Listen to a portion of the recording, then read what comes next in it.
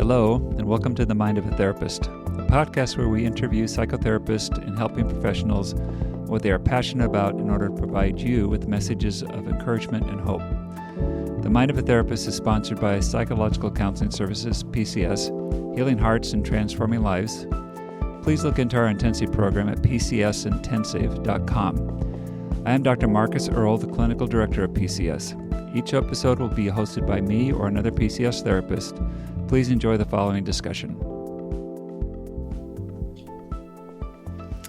Hello, everybody. I'm your host today. My name is Hadas Ron-Zarki. And today we're going to have a special guest. And how about you gonna introduce yourself with name first and what do you do? Sure. My name is Gary Katz. Thank you for having me here, Hadas. And I'm a licensed clinical social worker, a psychotherapist, and the owner of a practice in New York City, or based out of New York City, called the Center for Intimacy Recovery. And it basically works a lot with individuals or couples or groups, I guess, too, helping people to, at least to my understanding of intimacy, to be able to have deeper intimacy in their lives.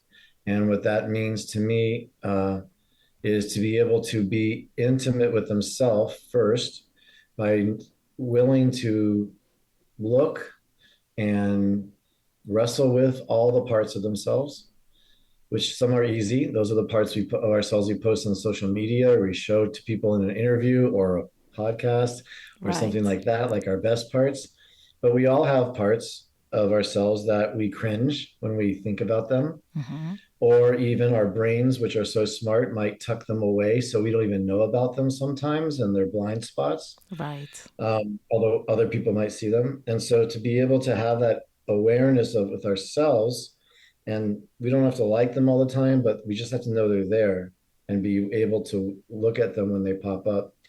Because if I don't know about them, they're still guiding me in decisions I make. And so later we're like, oh, why did I say that? That was so dumb. Well, that's part of it. But the other thing is that if I'm not willing to look at it, I probably won't let you look at it either. And if we're meeting, whether not, you and I in a professional sense, or if I'm meeting someone in a romantic sense, or even a friendship sense, and I'm not able to acknowledge that a certain part of myself, I'm going to hide it, because if I feel disgusted or shame or pain by it, I'm not going to let you see it. And then that gets into the difficulty of, or of having that intimacy with someone else, because if I don't let them see me, then how are we going to grow closer? Beautiful. Thank you. And today, specifically, we're going to talk about something very interesting and I think quite unique, because at least I never heard about that before, that you are running a group for partners that experience betrayal trauma. And anytime that please correct me, okay? And this group, you're taking them or you're meeting them in Mexico and using Ibogaine, which is a West African shrub, right? Yes. In order to what? What is the purpose? So let me just do a little groundwork and then answer your question, if that's okay. Of course. All right.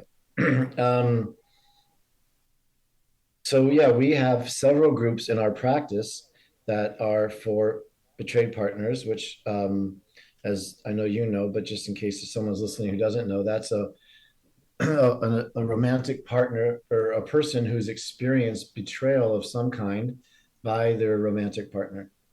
And that concept was first introduced as really from a parent to a child. Betrayal trauma originated. There's a book called Betrayal Trauma, 1996, by Jennifer Freyd, where she looked at how the impact when a parent in some form of either action or inaction betrays a child, how deeply that impacts the child because of the deep connection as we know since then, that we call attachment. I don't think they had those words yet in 1996 the way we do today. So she observed and studied and researched and wrote about how children, the impact from harm from their parents is greater than if it was from a stranger. And that's because they co-regulate. A mother picks up a baby, or a father pick up a baby who's crying and holds it, and the baby stops crying, hopefully. Or if a mother or a Right. father or a caregiver is agitated, the child develops a nervous system that mirrors that. They co-regulate. Right. So the way we feel seen and soothed and safe with Yeah, and the the way presence of love the other. feels originates at those moments. And so then what we've learned since then is that in all these discussions and wonderful books of attachment styles, is that we then replicate that or seek to replicate that, or that's even on a subconscious level in our adult relationships. Because the next most interconnected relationship that we have as humans after our primary caregivers is our romantic relationships. And so um, Mm-hmm. we then either replicate it or seek it out. And the reason it's so because we co-regulate each other. So just like that mom can take the baby and hold it, and the baby's like, if I have a bad day at work and I come home afterwards and I share I had a bad day and I ask my partner to give me a hug, they give me a hug. Nothing outside gets fixed, but I feel like it's the same feeling. Hopefully, the same. Ideally, it's the Right. same feeling. So Mm-hmm. because now we have Mm-hmm. an understanding that this is the most similar to the parent-child co-regulation, it also means that if there's a betrayal or a wound in this relationship, it cuts deep like that too. Even though here we're adults, our Mm-hmm. brains are developed, a child isn't developed yet emotionally or or physically, um, but it cuts so deep. And and that person who was supposed to be the co-regulator and the safest person in the world and your emotional safety net now is the most dangerous person. So there's a certain type of trauma that's so active in those moments for betrayed partners. So I'm sure, I know that Mm-hmm. you guys at PCS deal with this thoroughly and beautifully with so many on both sides of this equation. Um, and I personally had an experience myself with this African plant that you're talking about, Ibogaine. And I first heard from it from a Mm-hmm. client 12, 13 years ago who came to me for help with his sexual behaviors, with sexual addiction. Um, but Mm-hmm. he was or is a shaman using Ibogaine. And the Mm-hmm. reason that he was doing that was that he had a horrific heroin addiction. Nothing worked to help him get Mm-hmm. and stay clean. And he traveled to Holland Mm-hmm. and had an experience there with Ibogaine and never used heroin again. And that blew my mind when I heard that. I'd never heard anything like Right. that. So that was he introduced me to that Right. concept, and I asked him all these questions, and it was hard, like therapy sessions for him, but I wanted to understand it. Um, and I thought, Mm-hmm. like, how amazing for him that he had that, and just tucked it away. And that's 12 years ago, and over the years, just things kind of happened. It kept bringing up and popping up in my world, in my professional and personal world, until I reached a point where I felt like I wanted to have some type of healing experience that I had not yet experienced. And what through a series of things happened was that I got directed to try Ibogaine for that personal healing experience. So I went and I did something that's very hard for me. I disconnected from work. I don't know if you can relate at all. But it Mm-hmm. was, I usually am on call, even if I was traveling in the summer for vacation. There were certain issues with betrayal trauma going on with clients in the practice I had to like address to help the couples. But um, I really disconnected during this. It was 10 days. And so I made like a commitment to myself and my own personal healing that I wanted to focus on me and not on others, which is not always easy. And so I was, So you walk the yeah, right, talk. exactly. Yeah, You yeah. walk the talk. Yeah. Um, Uh-huh. right, because I would tell that to my clients, right? Yeah, did The you? So self-care. Yes. the one thing that so I literally like normally I will experience something in my own personal life. I'll read a passage in a book, and for better or worse, the way my brain works, probably from this profession and my previous profession, is I think I know who else this is good for before I think about it for me. So when I read a daily meditation, I have to be careful. I've committed. I don't send it to someone until I read it again and think about how it applies to me. But when I was there, I didn't think about, Mm-hmm. ooh, which of my clients would benefit. I really separated from that. But the thing that kept coming up in my consciousness was because of the way I felt and experienced certain things, is this could help betrayed partners. This could help a lot of people, but it was betrayed partners Mm-hmm. that kept coming up because number one, I sit with them as an individual client or as in a couple, or sometimes in some of our groups, I go in and I don't run those groups, but I'll come in and talk. Their pain is so acute and so Mm-hmm. heinous and horrific. And they're not yet Mm-hmm. often by the time when they come into my or your office, they're not in post-traumatic stress disorder, they're in present traumatic stress disorder. And we also know that they're Right. probably going to have more trauma down the road that they're going to find out or experience in a disclosure or something. So Right. So maybe we just say that the professional literature says that around 70-75% of people that experience betrayal trauma actually experiencing yes, PTSD 100%. symptoms, right? So intrusive thoughts and nightmares and flashbacks and Yep. triggering and being triggered. So a lot of symptoms that doesn't let them just, Yes, relax and be at 100%. peace. That excellent point. And so, that actually is part of how we got to this program in a second.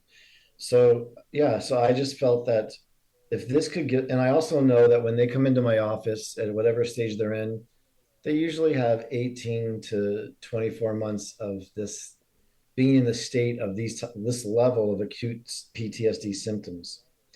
That's a long time. Mm-hmm. We don't have that. We don't have Mm-hmm. many things that are like that because, God forbid a death. People then like it's an occurrence, and then you have all the symptoms and you deal, and it's not. I'm not minimizing it, but there's a start and a finish to it, and then a start to the grief. Even war soldiers, often there's a start and finish, and then they have their symptoms. Um, but there's a very clear start and finish. With a betrayed partner, often they're still in the middle of what's going on, like I said before. So they're still having to it's like trying to treat a soldier while he's in battle. And not just while he's in battle, but when Mm-hmm. he's in battle and he's Yeah. being told he's at a peace conference. That's what it's really like. Right. So there's so much more Yeah. to it because they're being told, hey, your trauma's not that bad, or stop making such a big deal, or uh, Mm-hmm. live in the future. Why are Mm-hmm. you stuck in the past? We're here now. Like all these crazy symptoms. Yeah. Right. And a lot of times there is a Yeah. difference, there is a gap between when the partner tells them, do the disclosure, they are pretty in a pretty good place already of healing, that they come to the place that they are willing to do the disclosure, to acknowledge, to own it. So they're in a good place. No more lies, no more gaslighting, no more secrets. Wow, a relief. We can go forward. But for the partner, boom, the bomb is they just feel the Yeah. bomb. They're just starting. So this gap is So also confusing. And confusing. as like many people, including like Omar Minwala, point out that the majority of trauma done to the partner happens after the discovery, with all the gaslighting, denial, trickle out information, create all the misdirecting. Like so much of the harm is done in that process, not just the information they've discovered, but the Right. way it's guarded and misdirected, and the way that they're gaslit. And often in a case, if it's a female betrayed partner and a male who's doing it, many men, for masculinity conditioning reasons, get big and get defensive, and their shame activates them to be angry at their partner who's just trying to be like, see my pain, and they can't handle that mirror back to them, so they become Right. really aggressive, and that's even an additional wound. Yeah, and making sense of my life. What Yeah. was true? What wasn't true? Yeah. What is my reality? Right. Can I trust Right. I can't myself? trust myself. I can't trust my person. I can't trust the world because no, I missed it. I didn't Mm-hmm. see it. Nothing feels safe. And so in nothing feeling safe, my experience has been, I'm sure you have seen this too, that betrayed partners, they become the best students in the world. They find all the information, every podcast, like whenever I talk to a group of partners, I ask them to tell me the newest thing because they know more than I do. They have discovered the newest Uh-huh. podcast episode, the newest article. I mean, it's because they're so in desperation to seek relief from being able, in order just to feel okay. So they have all this information. Right. And yet, even with all this information, most of the time I find, and I don't know about you, I'd love to hear your experience, but they still ask that person why. Why did you do this?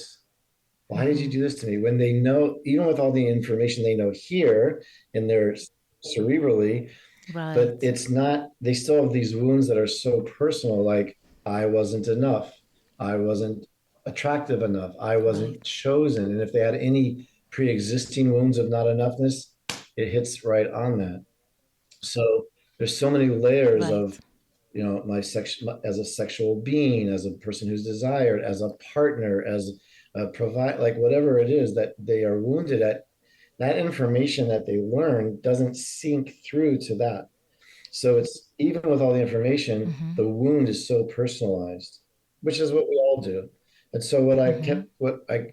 what happened was I was like thinking during my own experience of like, because part of the things that felt so impactful to me when I did my Ibogaine experience was being able to disconnect the internalized personalization of things that happened to me, like childhood abuse, other things.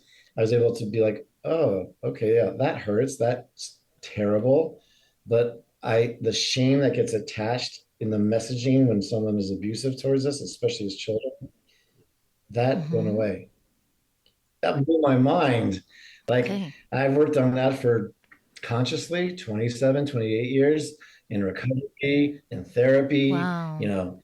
million fifth steps, Mm-hmm. letting it go, burning them, or even like forgiveness on Yom Kippur, like all these Yeah. things of like letting go of healing love of oneself. And the experience I had with that, with this it was the most profound healing experience I had. And so the trade partners kept coming up Wow. with that. Like if we could reduce the symptoms that they're having.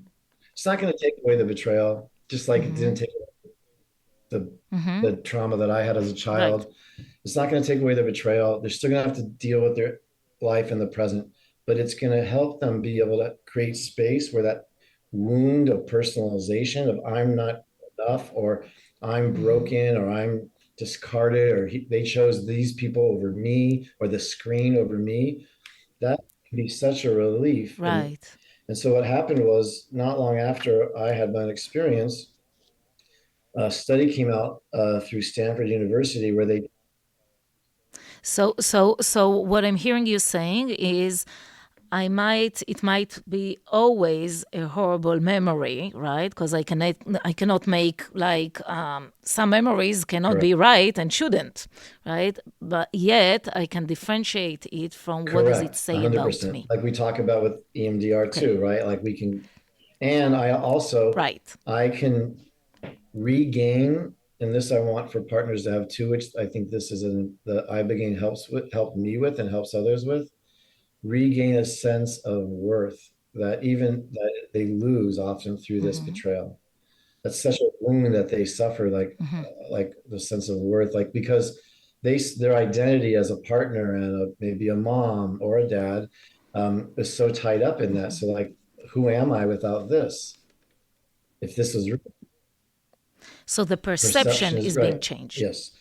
Um, And so the Okay. study that Yeah. came out that was with veterans, where they took 30 veterans, they all had an Mm-hmm. Ibogaine experience, and then they followed through it with them. At 30 days after their experience, they reported on average.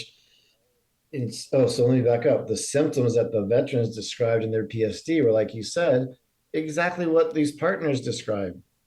Exactly. I mean, maybe not a Right. flashback to being in a jungle or in like Afghanistan or Iraq, but they are hypervigilance, lack of sleep, disconnect, just lack of desire for life, isolation, feeling worthless, irritability, all the things that we hear from our betrayed partners, unfortunately. These veterans, their PSD symptoms were manifesting exactly the same, and a sense of betrayal, because Right. veterans feel a sense of betrayal from in their identity and in their country. They dedicated themselves to go serve this country, who they believe in their ideals, and it's part of how they see themselves. And then they become wounded or they have trauma and they don't get cared for in the way they expected. They feel betrayed by the country, and even I would say one step further, they get gaslit by um, all these kind of meaningful but also empty gestures we do as a culture to salute to veterans. Like at football games in America, they have a flyover and the veterans come out and they hold the flag. And it's like, yeah, it's good. Thank you for your Thank you for service. your But at service. the same time, But they're staying with their own thank you for your symptoms and their service, but we're own not going to provide experience. more than 5 sessions to treat you for what you know, it's a Right. tremendous sense of Yeah. loss of betrayal and identity, which is so similar to a betrayed partner. And Right. And we can just say that this research was done Stanford by University. Stanford, right? And it was with Stanford University with 30 veterans with traumatic Correct. brain injuries, some as a result of blast exposure, and most PTSD symptoms. And it really made a huge change with their anxiety and depression and Correct. self-report disability Correct. and the And PTSD symptoms. it sounds Yeah. like And it was only one session correct. of Correct. Ibogaine. So it sounds like I'm Yeah. happy also if you don't, I can send you the link to the study if you want, if you don't have it. There's also one or two articles that like I don't understand most research-based materials. It's my brain shuts down. It's like what? There's a this percentage of that quotient of this means great. Like so there's an article or two like in Smithsonian Magazine and Nature Magazine that report the study in layman's terms that help people like me understand it, which I'm happy to send you both if you don't have them. You may have them.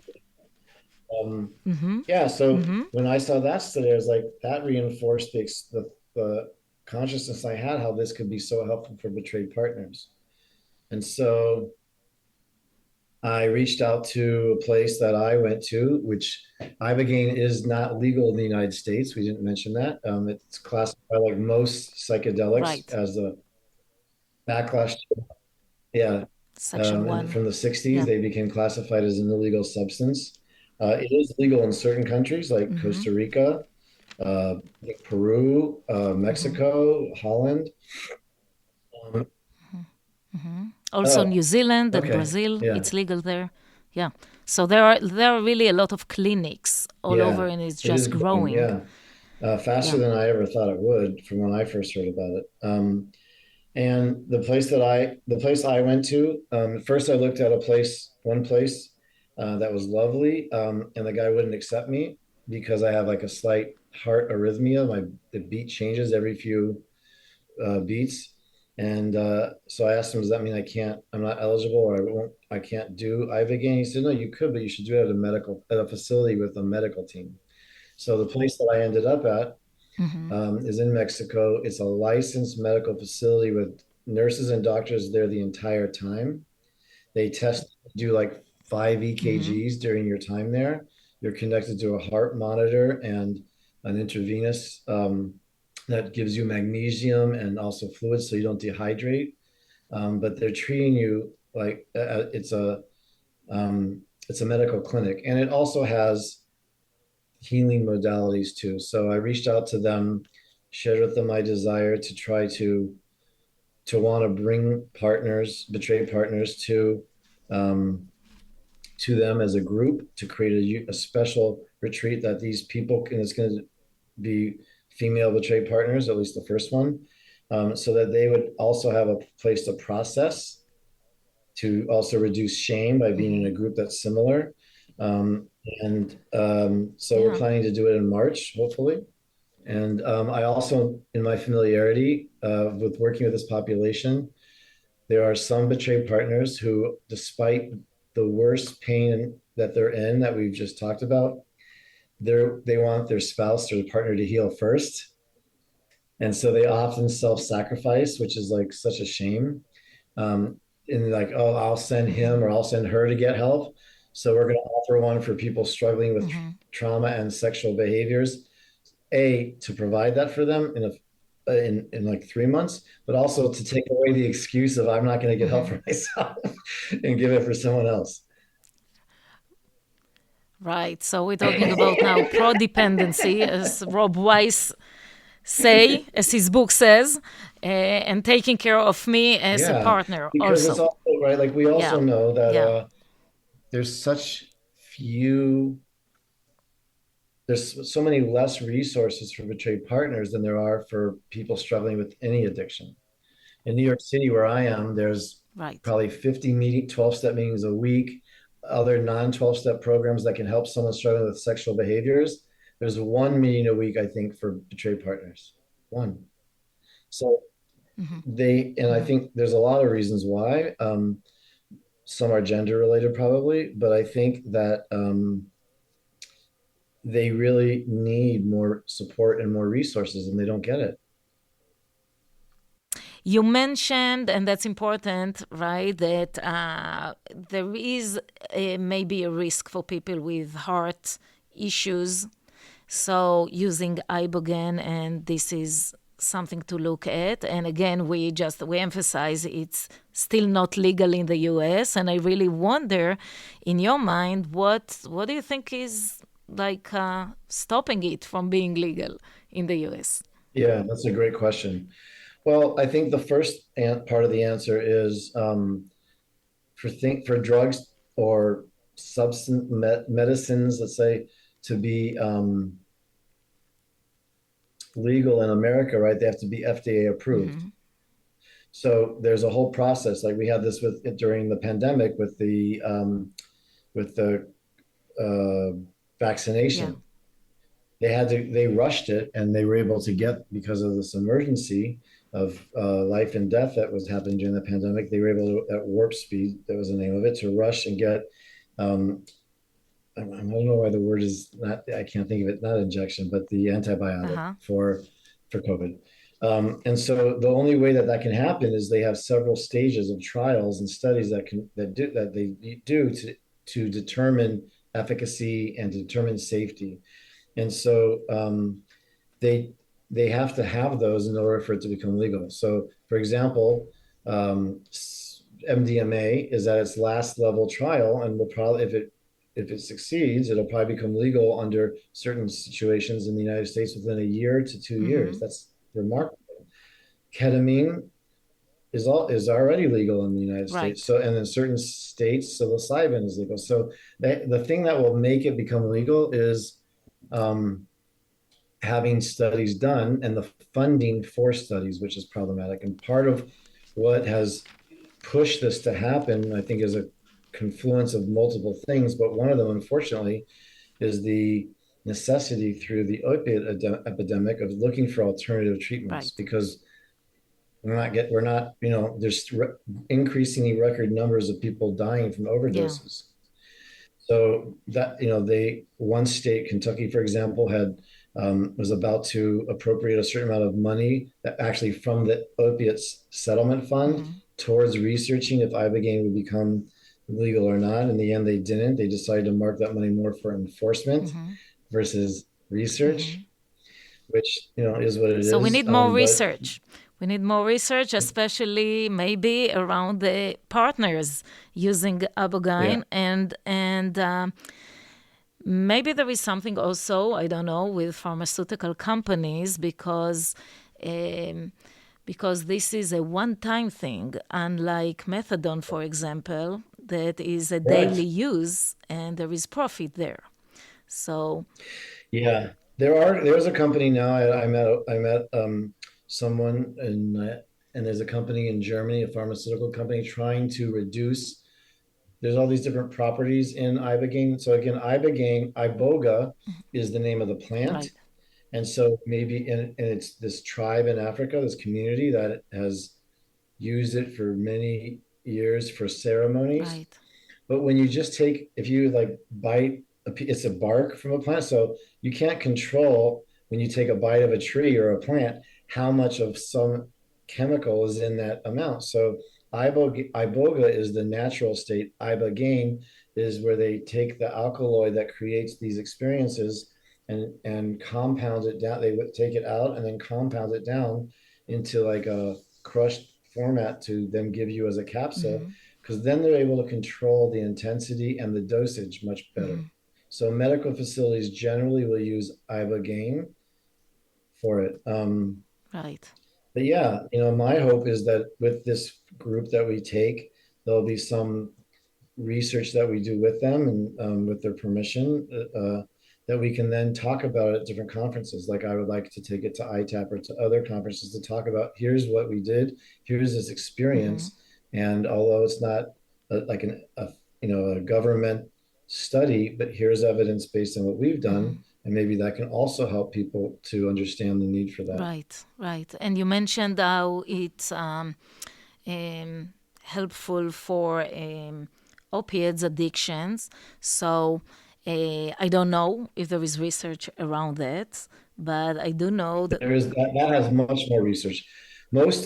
When you hear about ibogaine, you usually hear about it about opiate Right. So for addiction. heroin, for Oxycontin, so there is I know that Howard Fentanyl. Lotsof was a guy that introduced it to the West. He was heroin addict in New Right. York, and he Yeah. was given that, and he was like, wow, and then took it overseas because it wasn't legal here, Right. and did something with it. So there are clinics all over. Yeah. Yeah, Do you know if there's one what the law is in Israel? Do you have I any have no idea? idea. I thought, wow, No that idea. would be a place. Yeah, it would be Yeah. interesting to look at. But what they reported, at least, that there is no what he saw, what he reported, that there was no Yeah. withdrawal and That's what's amazing. no I saw it because there are cravings. people. Yeah, and what you said about the perception was changed about if before, like, heroin was about comfort, then later on it was like death. So, Yeah. What it does is, and again, this is where my brain kind of shuts off because but it changes the neuroreceptors in the brain so that after someone does it, they don't go through withdrawal like they normally do when they go off in an opiate. And so it's actually strange for people who've been addicted for a long time. And when I was there were at least two gentlemen who had been on opiates pretty consistently for multiple years. And it was like so weird that they had no withdrawal and it doesn't come back. And now it's not a magic pill, whether it's for opiates or betrayal of trauma. And I think course, that's important to say yeah. too. But that withdrawal piece, it for people with opiate addiction doesn't happen. So if they then do aftercare with supports, they're not battling that craving piece, which is what's so hard for people. Right. They still need to be careful who they hang out with, what they're doing, and all these other things. But it's very different. And I would say the same thing for betrayed partners. Like it's not going to just solve everything in your life, but it puts you in a place where you have certain realizations that you don't just know up here, but you feel the way whether it's through somatic experiencing or other modalities of therapy that we want to get our clients to feel it versus think and know Right. it. That's what's so impactful for it also. Yeah. So we're really waiting for more research because right now, Yeah. whatever we say is based on people reporting, right? And we need more science behind it. But the research that Stanford University did, and basically they didn't recommend it, they just gave people that already went and did it in Mexico. They asked them if they want the before and after, and the before and after included actually neuroimaging and neuropsychological testing and psychological testing. So it wasn't just self-report. There was more than that, and it was before and after.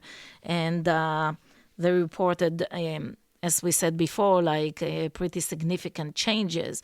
So hopefully more research will come. Correct. Yeah. Correct. Yeah.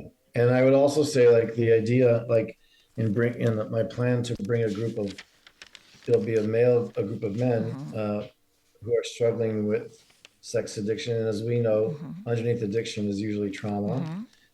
It's also not a magic pill. I don't want anyone to think that it's not gonna, like, they're gonna go there and you still got to do the work. Right. Still got to do the work, and you still need to take care of yourself. But I think it might be groundbreaking in the way that it can help us to help people struggling with trauma and addiction in a way that we don't know yet. Yeah. Interesting. So I'm excited to maybe hear from you even after. And I would be happy to come back and tell you about it after. Yeah. And again, research. So we just putting it out there. And yes. thank you so much. It was a pleasure. It was so informative. It was new. And we're excited for this new era, actually, of being more open and more research, more science around maybe psychoactive drugs, how helpful and with what and how much. And yeah, can I say one more point about please? That? Just that I don't have experience. I have some with clients, but I don't have my own experience with some of the other psychedelic or psychoactive drugs. And people often ask, oh, is this like ayahuasca? Is this like ketamine? And each one is different, both in the length of the experience and also the length of the impact afterwards. So I can speak to this one, and I felt like this one with the length of the experience after would be beneficial for this group of people. I don't know that the other types would have the same impact. But I just wanted to make that point. Yeah, and I can definitely not recommend because I don't know, but I'm curious about it. And obviously, when it comes to addiction, right, we always want to be aware not to change the drug of choice and keep doing the addiction. So we are not doing sex anymore, but now we're doing whatever it is, right? Whether a substance or any other behavior, process addiction. So it's really important to differentiate between being abstinent and really recovery, what it is. Yeah. Correct. The goal of this is not to get people addicted to a psychedelic drug. That, in fact, it's not an addictive experience or addictive drug, but that would not be the 100%. And I also don't know that I would take someone in early recovery, especially substance recovery. I don't know about that. If it's some of the opiate cases that they deal with are life and death, so that might change the thing. But with sex addiction, I would want to have people develop habits already before they go. Right. And also probably have a deeper experience with a deeper understanding of their own trauma. Yeah. Like, I'd want them to have the maximum experience they could get from this one time. Yeah. And maybe this is the reason that people were addicted to heroin, went overseas to try it, because sometimes if it's life and death, then maybe they felt, what do I have to lose? I don't know. So, exactly. Yeah. Just thinking out loud. No, you're right. You're 100% right. Thank you so much. Yeah. My pleasure. Yeah, it was great and so informative, and I really appreciate it. My pleasure. To healing. Amen. Thank you. Please press the subscribe button, as well as rating and providing a review of our podcast. This helps others to connect with what you have been hearing. If you have any questions, please contact us at themindofatherapist@gmail.com. These questions will be kept anonymous. I want to thank Eric Price for the wonderful music you hear in this podcast. Additionally, this podcast was created to provide accurate and authoritative information on the subject matter. Although we are interviewing licensed therapists, they are not your therapist. This podcast is not intended to serve as direct medical advice and should not be used as a substitute for direct professional help. It is given with the understanding that neither the host, publisher, guest, or PCS are rendering legal, medical, or clinical professional information. If you need a professional, we encourage you to find one. Visit Psychology Today to find a licensed clinician near you.